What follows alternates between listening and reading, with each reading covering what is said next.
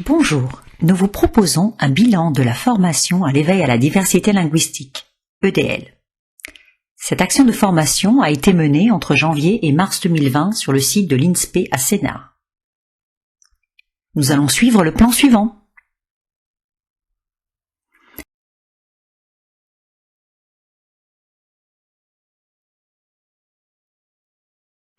« 10 étudiantes EFS-DU ont bénéficié de cette formation.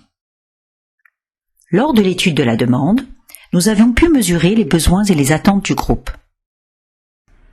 Ces enseignantes stagiaires avaient très peu de connaissances sur les savoirs, les savoir-faire et les savoir-être propres à l'enseignement-apprentissage de l'EDL. En revanche, elles témoignaient d'une grande ouverture à l'altérité. Il est apparu clairement que le besoin exprimé des étudiantes se centrait autour de la construction d'une séquence d'enseignement.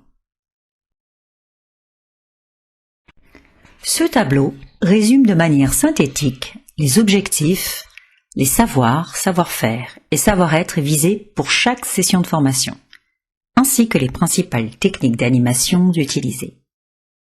Carte conceptuelle, activité prise classe, technique du poster, instruction au sosie, etc. Pour élaborer notre action de formation, nous nous sommes appuyés sur un référentiel spécifique, à savoir le CARAP, cadre de référence pour les approches plurielles. Nous avons également utilisé l'approche EVE-Langue, dirigée par Michel Candelier. Ces deux approches font référence dans ce domaine de formation. Aussi, nous avions comme objectif principal de permettre aux EFS de construire une séquence d'enseignement en EDL pour ensuite qu'ils puissent la transposer sur leur terrain professionnel. Nous allons maintenant aborder la question de l'évaluation de notre action de formation. La définition de Dequetel a retenu toute notre attention, car elle précise bien que tout dispositif d'évaluation doit aboutir à une prise de décision. En d'autres termes, tout bilan évaluatif entraîne la nécessité de mettre en place des mesures de régulation ou des mesures correctives. C'est d'ailleurs ce que nous avons fait ou projeté de faire à différents moments de notre formation. En effet, nous avons évalué en amont, lors de l'évaluation diagnostique, pendant, il s'agit de l'évaluation de régulation, appelée également évaluation formative, et après, évaluation des apprentissages, ce que nous allons vous détailler. L'évaluation pendant la formation. Nous avons voulu faire le point à l'issue des séances 1 et 2. Et nous avons demandé aux formés de répondre à l'écrit à la question « Qu'avez-vous retenu de la session d'aujourd'hui ?» Le retour des stagiaires nous a semblé moins satisfaisant à l'issue de la session 2. Alors pourquoi cet écart entre les deux sessions ? En fait, les notions abordées en session 1 étaient beaucoup plus accessibles, sans doute plus proches de leur zone de développement personnel. Et les étudiantes ont bien compris les enjeux cognitifs, à savoir le socio-constructivisme, la co-construction du savoir, notions essentielles dans la construction d'une séance d'EDL. En revanche, lors de la session 2, nous avons introduit la démarche de situation-recherche, la mise en situation des élèves. C'est-à-dire que l'on abordait des contenus en rapport avec la didactique professionnelle. Et là, nos stagiaires étaient totalement novices sur la démarche. C'est pourquoi nous avons décidé de mettre en place un suivi individualisé à distance.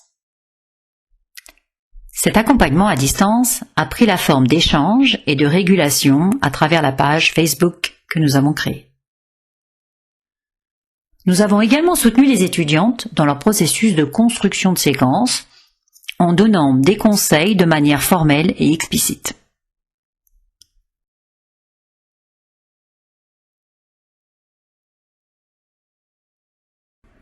C'est à toi, Camilla, maintenant.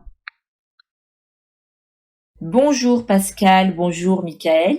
À présent, c'est avec moi, Camilla, que nous allons évoquer le dispositif d'évaluation mis en place par Rosemary et moi-même. Nous avons élaboré notre dispositif de l'évaluation de la formation en nous inspirant de la méthodologie de Kirkpatrick. Nous avons adapté les modalités de l'évaluation du niveau 2 et du niveau 3 à la situation de confinement. Un questionnaire numérique a permis de recueillir les impressions à chaud.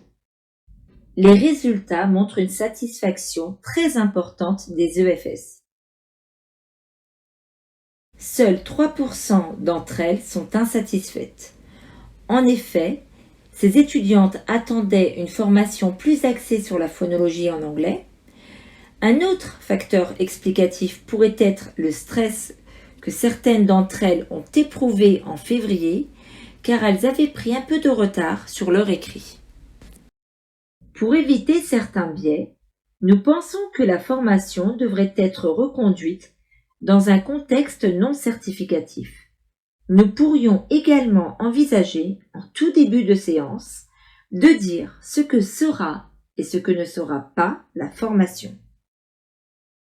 Nous avons principalement cherché à savoir dans quelle mesure les étudiants avaient été capables de valoriser le patrimoine linguistique des enfants, s'ils avaient bien respecté la démarche de situation-problème et s'ils avaient collaboré ou envisagé de collaborer avec des parents d'élèves.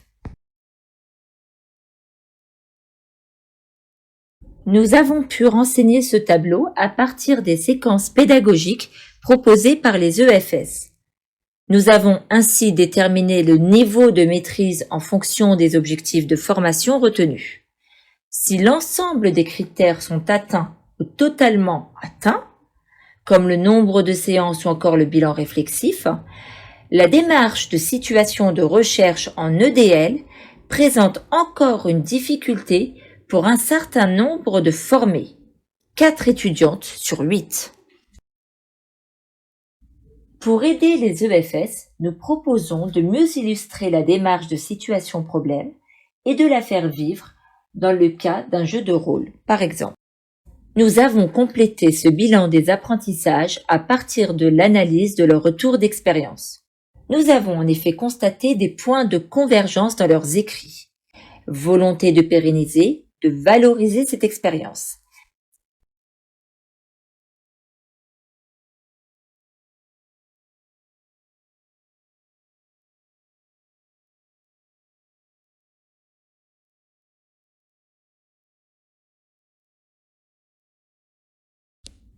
Les EFS ont pris conscience qu'ils ont un rôle de médiateur à jouer pour développer l'altérité au sein de leur classe et de leur école, notamment en faisant participer les parents d'élèves.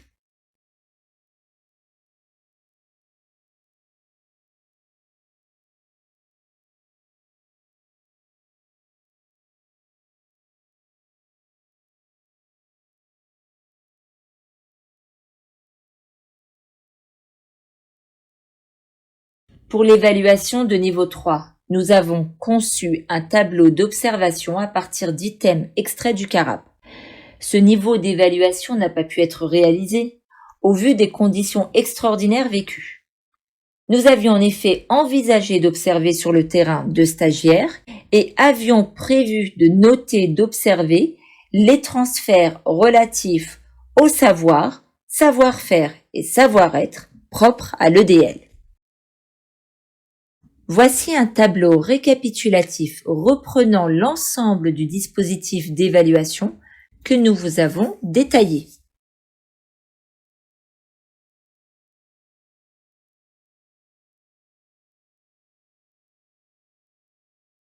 En conclusion, cette formation fut des plus enrichissantes, tant pour Rosemary que pour moi-même.